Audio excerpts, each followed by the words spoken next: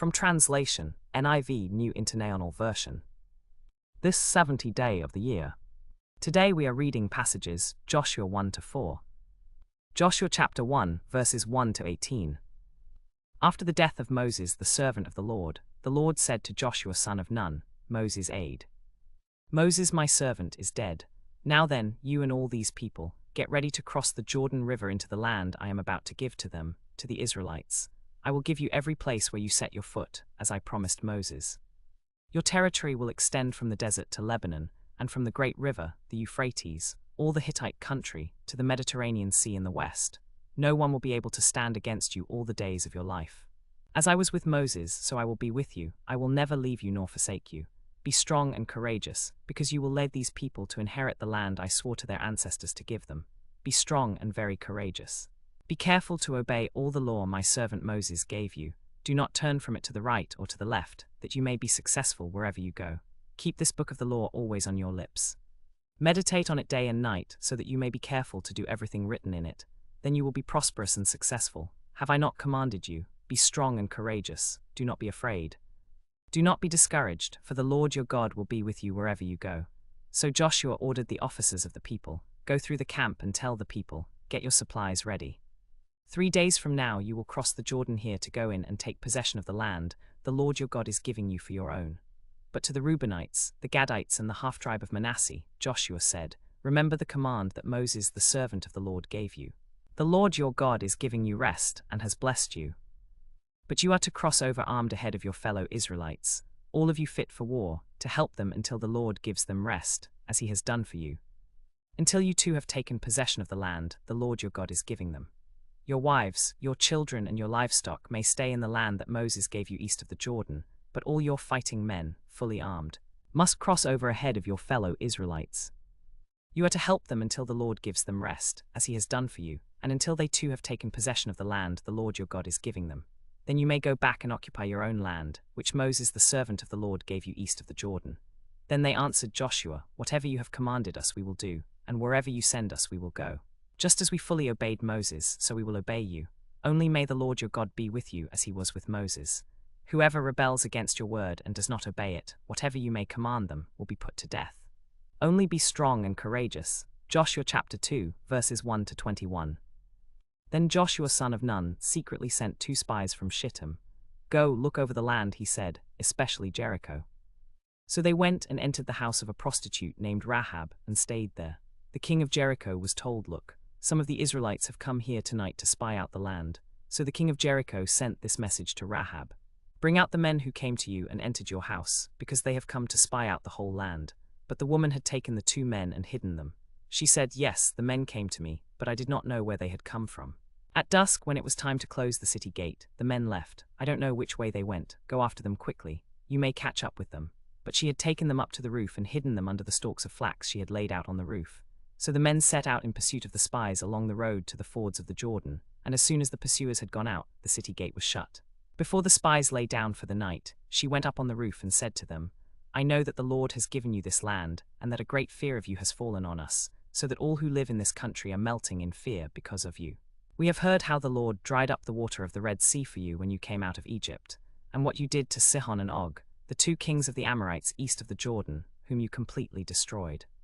When we heard of it, our hearts melted, and everyone's courage failed because of you, for the Lord your God is God in heaven above and on the earth below. Now then, please swear to me by the Lord that you will show kindness to my family, because I have shown kindness to you. Give me a sure sign that you will spare the lives of my father and mother, my brothers and sisters, and all who belong to them, and that you will save us from death. Our lives for yours, the men assured her.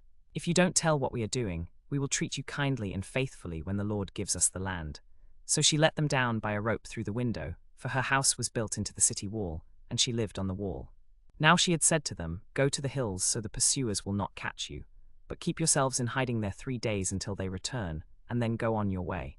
The men said to her, This oath you made us swear will not be binding on us unless, when we enter the land, you have tied this scarlet cord in the window through which you let us down, and unless you have brought your father and mother, your brothers and all your family into your house. If you leak out any word about what we are doing, then you will be responsible for this. But she agreed with them and sent them away, and they departed. And she tied the scarlet cord in the window, so the men returned. They went out and came to Joshua son of Nun, and reported to him all that had happened to them. They said to Joshua, "The Lord has indeed given the whole land into our hands. All the people in the land are melting in fear because of us." Joshua chapter 3, verses 1 to 17. Early in the morning Joshua and all the Israelites set out from Shittim and went to the Jordan, where they camped before crossing over. After 3 days the officers went throughout the camp, giving orders to the people.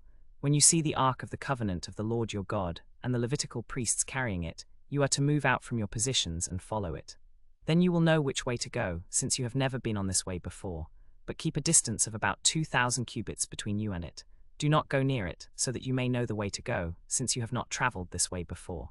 Joshua told the people, "Consecrate yourselves, for tomorrow the Lord will do amazing things among you." Joshua said to the priests, "Take the ark of the covenant and pass on ahead of the people." So they took it up and went ahead of them. And the Lord said to Joshua, "Today I will begin to exalt you in the eyes of all Israel, so they may know that I am with you as I was with Moses. Tell the priests who carry the ark of the covenant, when you reach the edge of the Jordan's waters, go and stand in the river." Joshua said to the Israelites, "Come here and listen to the words of the Lord your God. This is how you will know that the living God is among you, and that he will certainly drive out before you the Canaanites, Hittites, Hivites, Perizzites, Girgashites, Amorites, and Jebusites. See, the ark of the covenant of the Lord of all the earth will go into the Jordan ahead of you. Now then, choose 12 men from the tribes of Israel, 1 from each tribe." And as soon as the priests who carry the ark of the Lord of all the earth, set their feet in the Jordan, its waters flowing downstream will be cut off and stand up in a heap. So when the people broke camp to cross the Jordan, the priests carrying the ark of the covenant went ahead of them. Now the Jordan is at flood stage all during harvest. Yet as soon as the priests who carried the ark reached the Jordan and their feet touched the water from upstream stopped flowing.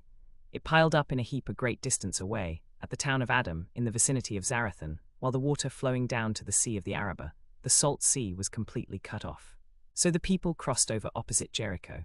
The priests who carried the ark of the covenant of the Lord stood firm on dry ground in the middle of the Jordan, while all Israel passed by until the whole nation had completed the crossing on dry ground. Joshua chapter 4, verses 1 to 24. When the whole nation had finished crossing the Jordan, the Lord said to Joshua, "Choose 12 men from among the people, 1 from each tribe, and command them, take 12 stones from the middle of the Jordan, from right where the priests stood firm. Carry them over with you and place them where you stay tonight." So Joshua called together the 12 men he had appointed from the Israelites, 1 from each tribe, and said to them, "Go over before the ark of the Lord your God into the middle of the Jordan. Each of you is to take up a stone on his shoulder, according to the number of the tribes of the Israelites, to serve as a sign among you. In the future, when your children ask you, 'What do these stones mean?' tell them that the flow of the Jordan was cut off before the ark of the covenant of the Lord. When it crossed the Jordan, the waters of the Jordan were cut off. These stones are to be a memorial to the people of Israel forever." So the Israelites did as Joshua commanded them.